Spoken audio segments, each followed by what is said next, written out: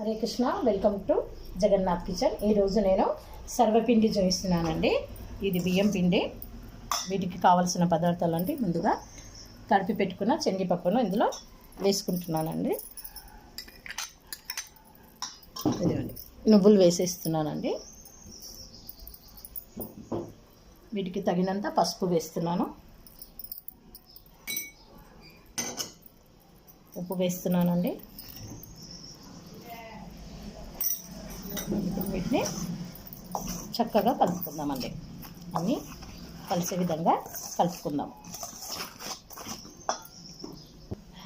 పచ్చిమిర్చి వేస్తున్నానండి ఇందులో. ఇప్పుడు పల్లీలు వేస్తున్నానండి. కరివేపాకు వేసి మిక్సీ పట్టి తెచ్చుకుంటానండి. పట్టిందాన్ని ఇప్పుడు ఇందులోకి కలిపేసుకుంటున్నానండి. మిక్సీ పట్టిందని విధంగా కలిపేసుకుంటున్నాను. ఇందులోకి ఇప్పుడు కొత్తిమీరను కట్ చేసి వేస్తున్నానండి.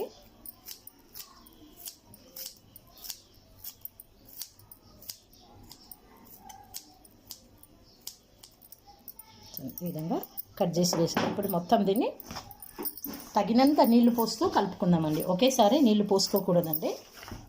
చూడండి,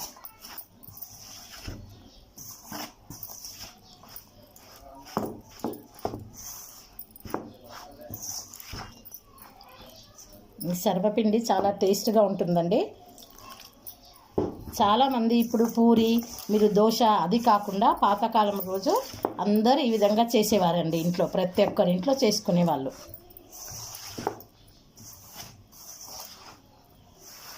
ఈ విధంగా చూడండి, పిండి ఈ విధంగా తడిపి పెట్టుకున్నాను. ఇప్పుడు దీన్ని ఒకటి చేసి చూపిస్తానండి మీకు.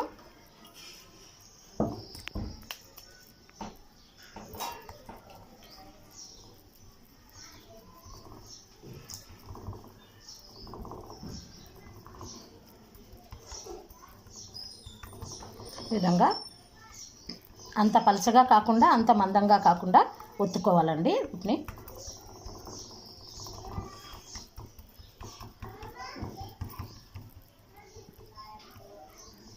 శనగపప్పు వేసాం కదండి, కొంచెం పగుళ్ళు వస్తుంటాయి. పగుళ్ళు రాకుండా పక్కలకు ఇట్లా సమానంగా చేసుకోవాలండి.